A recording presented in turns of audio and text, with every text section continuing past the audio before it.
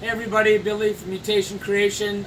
Today, I haven't done a video in a while, been busy. We had the CRBE, had a lot of stuff going on, a lot of footage. So I figured now I'm going to be putting some animals away from the incubator, and I'm just going to show you the clutches that are ready. The first one, this here is from a clown female. I bred her to the Mojave Ultramel Caramel Cryptic Male. So in this, we're going to have quadruple hets, and we're going to have Mojave quadruple hets. So I didn't do too bad with the pairing, and we'll look at the quadruple hets. So this here doesn't look like a normal. It actually is a het cryptic. So the het cryptic is a visual het. So if you look, very thick eye banding, runs right into the neck. Even on the other side, it's full striped. It's pretty cool. Get that little bit off. Really cool, really nice colors, really awesome patterns. I ended up getting, I believe, a 1.2. I'll just sex them quick. That's a female. Move these over. Here's another quadruple het with the visual cryptic showing. Het cryptic. I love the this one here has really cool neck pattern, or on the back of the dorsal. This one here is another female. So I ended up getting a 2.1. This guy's really hooked in. I just love the way it blends in, and really cool pattern. Love how light these are already. This is the male. Yes, so I got a 1.2. And then with the Mojave, now check these guys out. This is a Mojave visual het cryptic, het caramel, het ultramel, het for clown.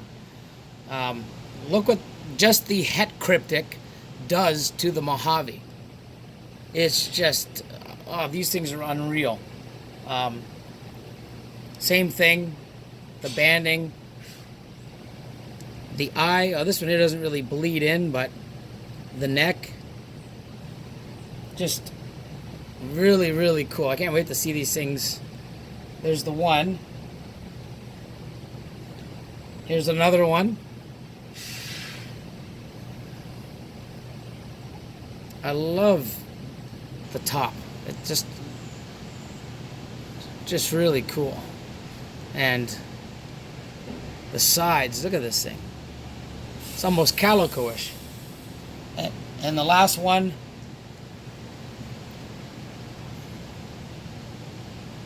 really awesome. Really happy with these. You know, it would have been great to get 1.2 of each, but I'm not going to complain with 1.2 and a 2.1. So that's a project that I'm working on, you know, years to come. But you know, starting the base for this project is right here, and I'm very happy with it. This one here, I took a VPI Xanthic and I bred it to my super asphalt. So everything in here is going to be asphalt 100% het VPI Xanthic. I'm very excited with these in 2 or 3 years when the females raise up to actually hit a VPI Xanthic super asphalt. But before I do that, I have, from last year and the year before, I was able to purchase some yellow belly het VPI Xanthic females. They're around 900,000 grams. I'm going to take one of the VPI asphalt 100% het VPI Xanthic males, raise it up, and the next year hopefully they're both at the perfect breeding size, and I'm going to hopefully hit the VPI Xanthic freeway. So 2 projects sort of with this pairing, one sooner than later, and the other one, you know, 2-3 years down the road. So everything in here, they're all asphalts. Let me get this one untangled. So, you know, asphalts, they look like the yellow belly. You know, if this was from an ivory, you'd probably almost look identical, but I know it's from a super asphalt. So they do have all the traits of a yellow belly, and you know, I can't tell the difference apart between an asphalt and a yellow belly. You know, a lot of blushing and flames and 100% hets. Another one too, same thing, all the tracking on the belly, yellow belly traits. And that's the power of having a super asphalt. Everything that I produce with the super asphalt is 100% het. Sorry, is 100% asphalt. So there's no guessing with these animals or anything that I breed with the super asphalt. If I put it into anything with a yellow belly and I miss the freeway combo, then I know 100% it's an asphalt. So the power of supers, especially with projects like this where you can't tell the difference between the two, is very key. This is another clutch that, if you remember, I did it, and I guess when I did the video, it cut off at the end, and everybody was texting me, "Hey, did you hit the Axanthic clown? Did you hit the Axanthic clown?" And I responded to a few people, but I've just been so busy, like I said, the last couple of weeks with the expo and having a whole bunch of people here. This is that clutch that I cut, and I didn't hit the Axanthic clown. I actually hit an albino clown. So, you know, the male that I have that's going to this project that I purchased years and years ago turns out to be a triple het male. Triple het for VPI Axanthic, for clown, and also albino. So, here's the results here. So I hit a visual albino.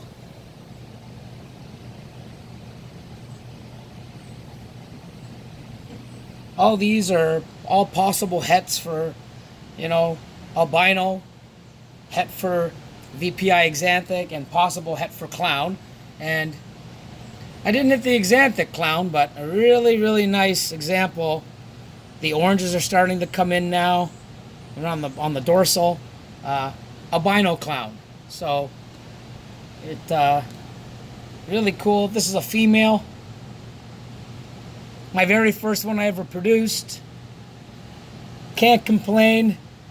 You know, you're trying to, you know, go for a double recessive clown. I was obviously assuming because I thought they were just Axanthic, double het Axanthic clowns. Turns out I have albino in them as well. So really happy, really cool with this clutch. No complaints. And this one here is just, I'm still shocked. This one here was from a double het ghost clown to a pastel Enchi butter double het ghost clown. Now the odds to hit double recessive to double recessive are already high, but when you also have other genes, it makes the outcome even higher. So here, 7 eggs and mind-blowing results. And just before I open up and show you, I made these pairings back in 2012, and I only hit 2 females from that clutch, and I held those females back. In 2015, I did the pairing, 2016, and also 2017. Missed completely. This here, I hit 3, and here they are. So these guys here are just pastel Enchi, possible double hets. You see the difference in the heads and some of the colors, so some of the head influence is definitely pulling through on these animals. Here's the ghost clown. Nice female. Love the colors. Nice head. Really happy with her. And then this beautiful thing that popped out. This is another female. This is an Enchi butter ghost clown. Just look at her. Wow, I don't know if you can see this, but just phenomenal. Look at this head.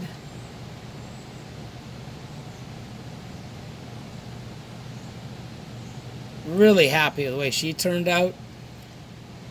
And then this here, I'm not 100% at its ghost. but it's definitely a pastel enchi butter clown, 66% het ghost. But by looking at it, the purples, there's no blacks, and this is a male. He's definitely my holdback and my future breeder. I'm thinking it's ghost. I'm not really sure. You know, it's more purple than black. I mean, if you get any comments or feedback or you can help, I'm not sure. I've reached out to a few people that work with the project.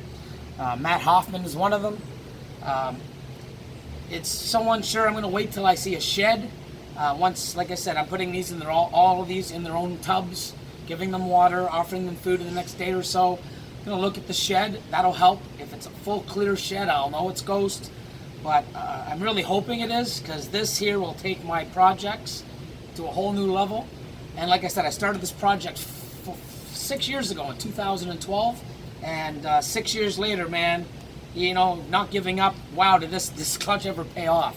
So anybody out there that's in a project, you know, even big breeders, small breeders, you know, don't give up just because you keep missing and missing. I know, you know, the odds that we're striving for, moving forward and pushing the boundaries of what we can do with these animals, the odds are getting higher and higher, and you don't always hit, but not giving up, this really proves that something I wanted to do 6 years ago finally paid off, and boy did it ever. That's all the animals right now that I'm going to be putting away, but I am going to show you a clutch that's almost out. I did post a video. This is an Orange Dream Calico Yellow Belly female to an Orange Dream Freeway male. So out of the 5 eggs, I'm going to show this one here. Doesn't look like it's going to make it. So yeah, it's going to come out. It's coloring up. This one here, Orange Dream Ivory.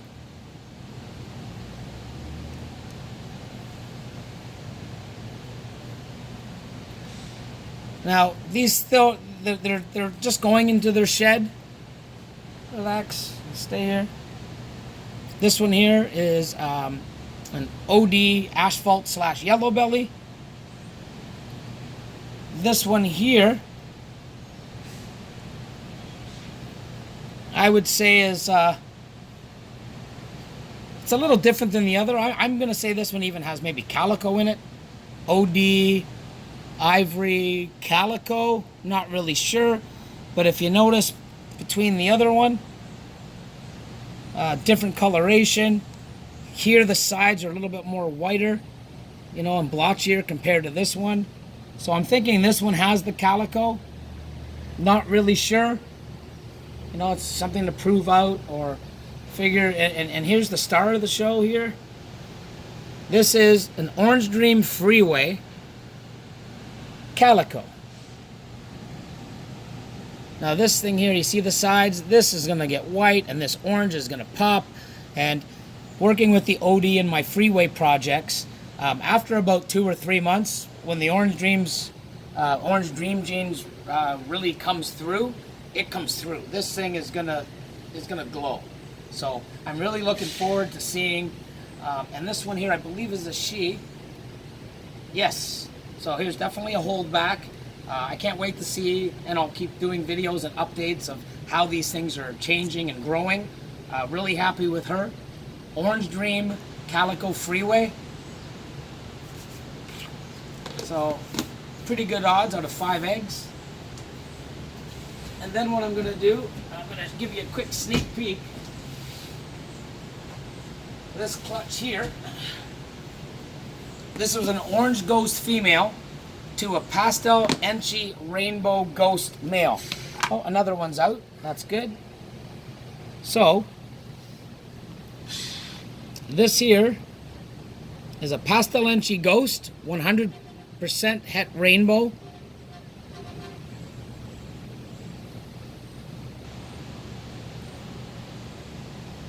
Cool head pattern on this. It's almost like the sides are really thick, really neat. And this one here is a Enchi Ghost 100% het rainbow. Oops,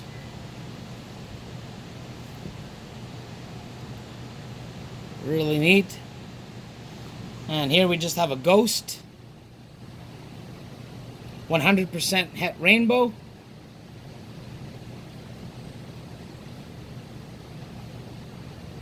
And looking in the eggs here, I'm going to say pastel enchi. Oh no, an enchi rainbow. Enchi ghost, 100% het rainbow.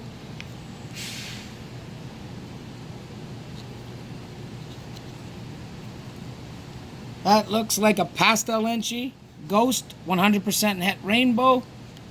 And by looking at it, looks like a pastel. Yeah, pastel ghost, 100% het rainbow. So they'll be probably coming out in the next day or so. Then they're going to go through their shed. Some people like to take their animals out once they come out of the egg, and they put them in another bin, and put like wet paper towel or some other substrate that's wet. I like leaving my animals inside the incubator until they shed. So it's something that anybody can do. It's your own choice. I just have always done it this way, so it's never hurt. I just leave them in for 7 to 10 days until they shed, and then like this, when they have shed, then I put them away. It's pure preference. Also, when you leave them in there, just always, you see your incubator's always full. So that's a bonus too. When you look, it's like, wow, look at all your clutches, even though most of them are open. I've got a lot of them that are just, I've already hatched. So, that time when you come and there's only 1 or 2 clutches in your incubator, when you've had lots, and it's like, oh no, and you gotta wait for the next season. It's always good because we're always looking forward to something. So, yeah, I hope this, no egg cutting yet. I got a few more probably next week that I can do some more egg cutting videos. So hopefully this was good, and thanks for tuning in. Don't forget to like, share, and subscribe, and we'll talk to you guys soon.